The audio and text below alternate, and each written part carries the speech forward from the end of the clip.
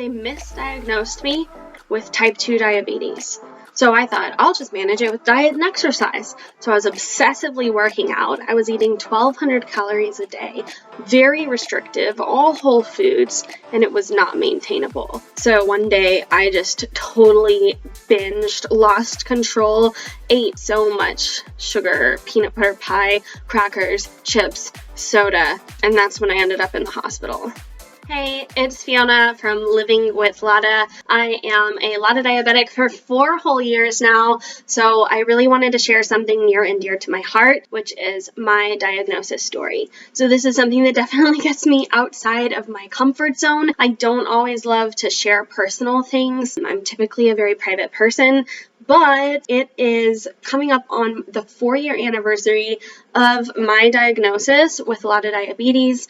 And since I have been coaching LADA diabetics one-on-one as a personal trainer and exercise physiologist, I thought, what better way to celebrate than to put my story out there? Because the longer I've been living with LADA, the more I realize how many people are originally misdiagnosed and told that they have type 2 diabetes, when in actuality they have a late onset type 1. So I'm going to share that with you. If you have been following my channel for a while, thank you, welcome back. Please like and subscribe to support me. And if you're new, don't forget to hit that subscribe button and the bell icon if you want to be notified of new videos. But let's get into it. I am actually a mom of 2, but when I was pregnant with my first son, I was diagnosed with gestational diabetes, which is a diabetes that you get during pregnancy, and they say that it should go away. But apparently, for a small percentage of the people who have gestational diabetes, it doesn't go away after pregnancy. And that's kind of what they told me would be the case. So when I took this class and they were teaching us how to test our blood sugar and how to eat better and how to manage our gestational diabetes during pregnancy, my numbers were insane. Like 426, 540, just off the charts, while other people's would be like 212. And I was like, what's wrong with me? The lady who was teaching the class, who was a diabetes educator, said that my numbers were so crazy that I probably had diabetes before I got pregnant and just didn't know. So of course, after I had my first son, my 6-week checkup, they test me and I'm fine. The numbers are a little bit high,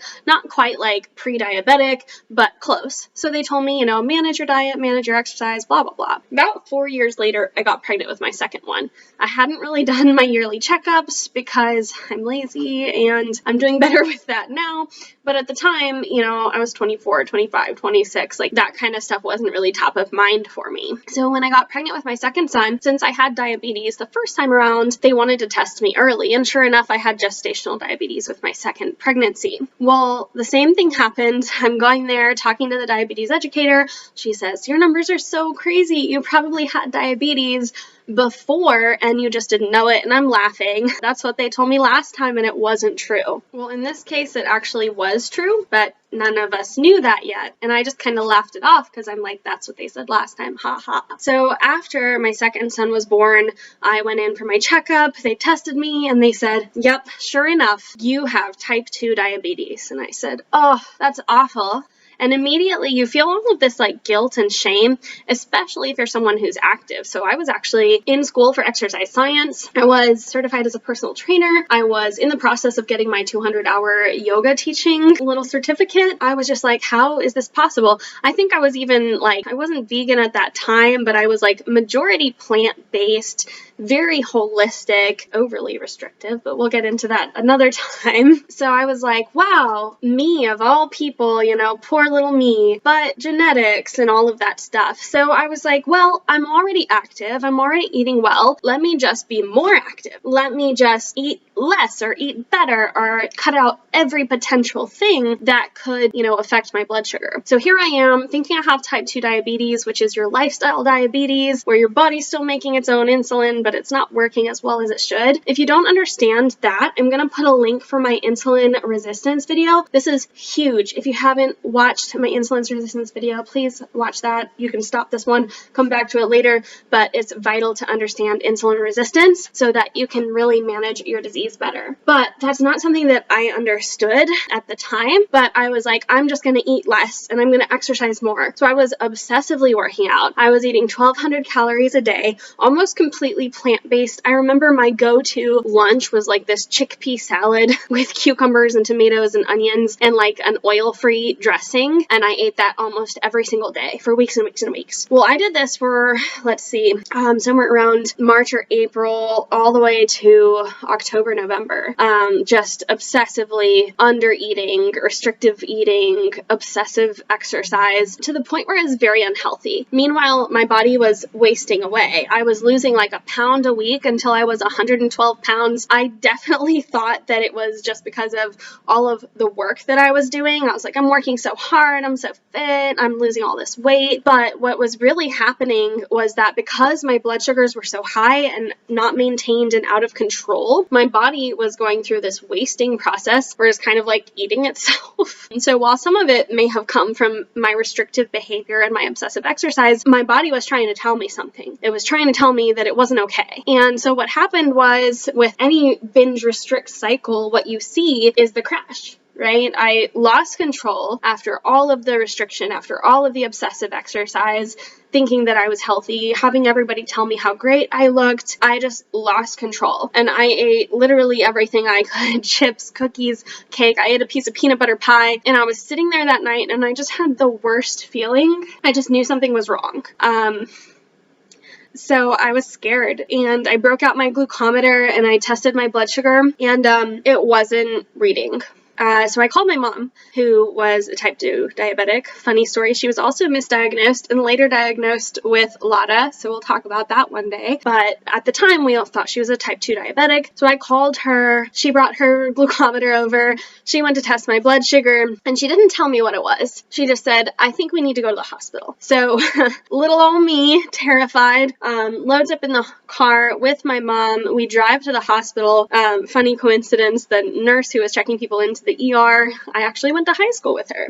And so she checked my blood sugar after I told her what happened, and it was in the 600s. So not DKA for me, but dangerously high. In fact, the way she said it, which has always left an imprint on me and is something that I actually use to kind of help my clients to explain the dangers of high blood sugar and why it affects your heart so much, is that she said, wow, your sugar is so high that your blood is like syrup right now. And they carted me off into the ER. They gave me some medication, insulin, to bring my blood sugars down, and they told me that I needed to go see a specialist, an endocrinologist. So I was given a couple pills, I was discharged from the hospital, and I was a little bit heartbroken because at the time I didn't have insurance. So I was kind of sharing my story on social media, which again, I'm usually a private person, but I was in this mode of kind of like sharing some stuff that was going on, some struggles that I was going through since I was coaching at an Orange Theory Fitness. And one of the clients, one of the members there, reached out to me. He had a great insurance agent, and it was actually open enrollment. So I was able to get enrolled in an affordable healthcare plan through him. He's amazing. Thank you, Ryan. And then that January, I booked with an endocrinologist. So I walked in after doing a bunch of research and picking her by hand,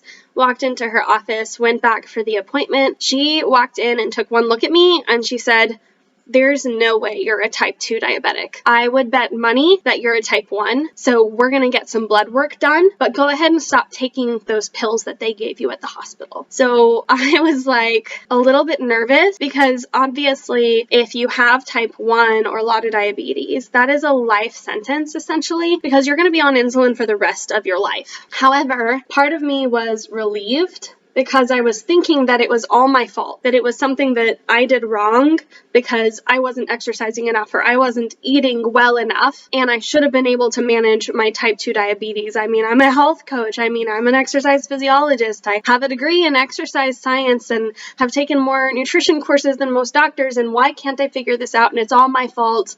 Guilt and shame. So when I got the blood test back that showed that my C-peptide was low, and she told me that I had LADA diabetes, which is a late onset form of type 1 diabetes, I was honestly relieved because there's no way I could have kept up the lifestyle that I was living, but I also had to accept that insulin was going to be a new part of my life and something that I would always be on because there is no cure for type 1 or LADA diabetes. I will say it probably took me 8 or 9 months before I was able to start on a pump.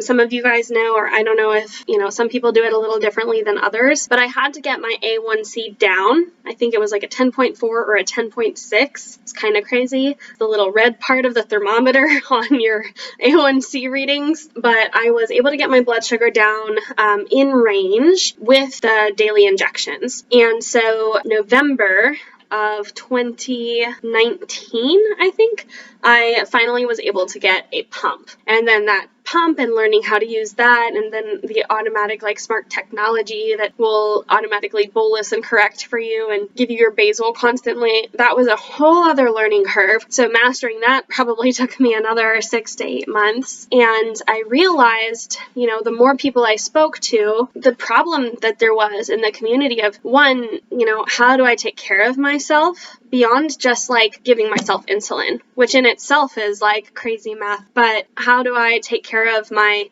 body with this new diagnosis? And so all of the things that I went through, all of the research that I did, all of the trial and error, the community that I became a part of, I learned that I really had something special with my background as an exercise physiologist and being specially certified to help diabetics through exercise, that I was actually able to really help people, and that I actually had more knowledge than I thought that I did. And so I started coaching LADA diabetics through this whole process. So really, I hate to say it was a blessing in disguise, but in a way it was, because I'm able to live out my purpose, helping other people who have LADA diabetes. Hopefully me sharing my unabridged, unedited story is of encouragement to you, because there is hope. You will get used to it. You will learn your body, and everybody's reacts a little bit different. So just learning how to tailor everything to you and adjust your ratios to fit your resistance levels and things like that is key, is vital, and you will learn as long as you keep trying. If you need support in that, I do post videos whenever I can, sharing my information in ways that I hope are easy to understand, since a lot of the literature can be a little bit daunting to read. So if you found this helpful, please go ahead and smash the like button for me, hit subscribe, press the bell so you can be notified of new videos. If you need a little bit extra help, would love to chat with you one-on-one. I have an application for coaching. I will link that in the description of this video. And if that's something that you'd like to have a quick conversation about, I would love to hear from you. All right, thank you and have a great day.